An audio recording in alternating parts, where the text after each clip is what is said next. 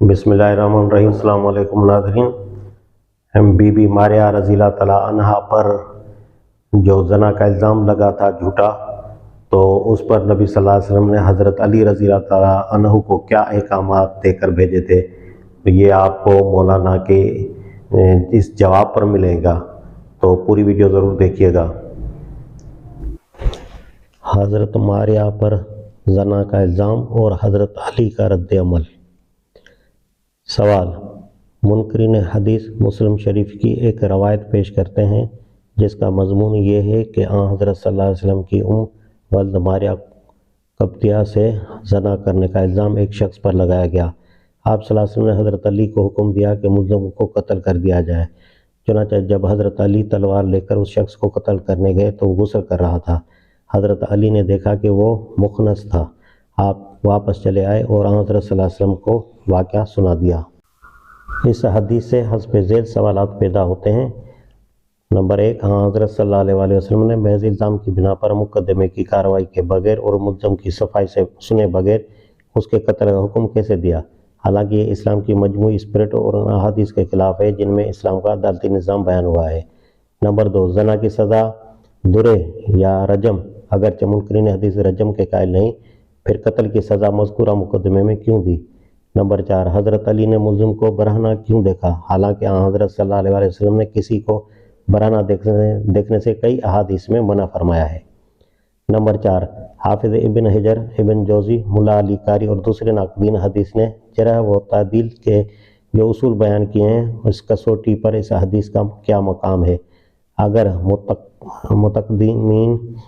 متقدمین اپنی پوری احتیاط کے باوجود بتقاضائے بشرت اس معاملے میں اس جگہ کو چوک گئے ہیں، تو کیا مؤخرین کو حق نہیں کہ وہ باوجود اہلیت کے اب اس نقص کو پورا کریں؟ نمبر 5، اس حدیث کے متن پر غور کرنے سے معلوم ہوتا ہے کہ یہاں حضرت صلی اللہ علیہ وسلم کا کلام نہیں ہے، بلکہ کوئی راوی مقدمے کی کارروائی بیان کر رہا ہے، اور غالباً بعض تفصیلات کے متعلق اس کو ظہور ہو گیا کہ وہ پوری کارروائی اپنے ذہن میں بیان نہیں کر سکا۔ جواب: یہ منکرین حدیث دراصل جہل مرکب میں مبتلا ہیں۔ جس چیز کو نہیں جانتے اسے جاننے والوں سے پوچھنے کے بجائے عالم بن کر فیصلے صادر کرتے ہیں، اور پھر انہیں شائع کر کے عوام الناس کو گمراہ کرنا شروع کر دیتے ہیں۔ ان کی گمراہ کن تحریریں اکثر ہماری نگاہ سے گزرتی رہتی ہیں، اور ان کا کوئی اعتراض ایسا نہیں ہے جس کو دلائل سے رد نہ کیا جا سکتا ہو، لیکن جس وجہ سے مجبوراً خاموشی اختیار کرنی پڑتی ہے وہ دراصل یہ ہے کہ یہ لوگ اپنی بحث میں بالعموم بازاری گنڈوں کا سا طرز اختیار کرتے ہیں۔ ان کے مضامین پڑھتے وقت ایسا محسوس ہوتا ہے کہ جیسے کوئی شخص ایک غلاظت بھری جھاڑو ہاتھ میں لیے کھڑا ہو اور زبان کھولنے کے ساتھ ہی مخاطب کے منہ پر اس جھاڑو کا ایک ہاتھ رسید کر دے۔ ظاہر ہے کہ ایسے لوگوں کے منہ لگنا کسی شریف آدمی کے بس کی بات نہیں ہے، اور نہ اس کماش کے لوگ اس لائق سمجھے جا سکتے ہیں کہ ان سے کوئی علمی بحث کی جائے۔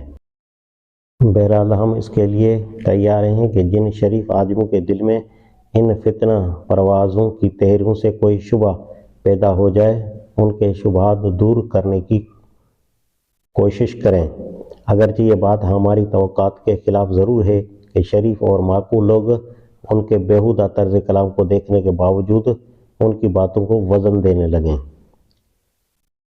جس واقعے کے متعلق آپ نے سوال کیا ہے اس کی اصلیت یہ ہے کہ حضرت ماریہ رضی اللہ تعالیٰ عنہا کے بارے میں مدینہ کے منافقین نے یہ افواہ اڑا دی تھی کہ اپنے چچا زاد بھائی سے ان کا ناجائز تعلق ہے۔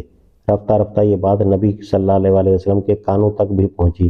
آپ صلی اللہ علیہ وسلم نے حضرت علی کو حکم دیا کہ جاؤ، اگر تم اس کو ماریہ کے پاس پاؤ تو اس کی گردن مار دو۔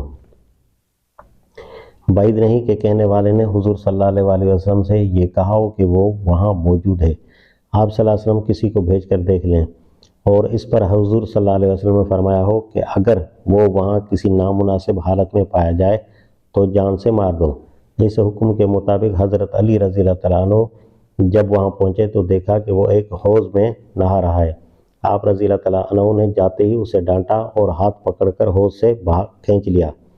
ظاہر ہے کہ جو شخص پانی سے بھرے ہوئے حوض میں اترا ہو اس کے بارے میں باہر سے دیکھنے والے کو بیک نظر معلوم نہیں ہو سکتا کہ وہ ننگا ہے یا ستر ڈھانکے ہوئے ہے۔ جب حضرت علی رضی اللہ تعالیٰ عنہ نے اس کو باہر کھینچا تو یکایک آپ رضی اللہ تعالیٰ عنہ کی نظر اس کے ستر پر پڑی اور معلوم ہوا کہ وہ تو مقتول ذکر ہے۔ آپ رضی اللہ تعالیٰ عنہ نے اسی وقت اسے چھوڑ دیا اور آ کر حضور صلی اللہ علیہ وسلم کو حقیقت حال بتا دی۔ اب فرمائیے کہ اس واقعے پر کیا اعتراض ہے اور کس پہلو سے ہے۔ یہ بات بھی میں عرض کر دوں کہ سند کے لحاظ سے یہ روایت صحیح نہیں ہے۔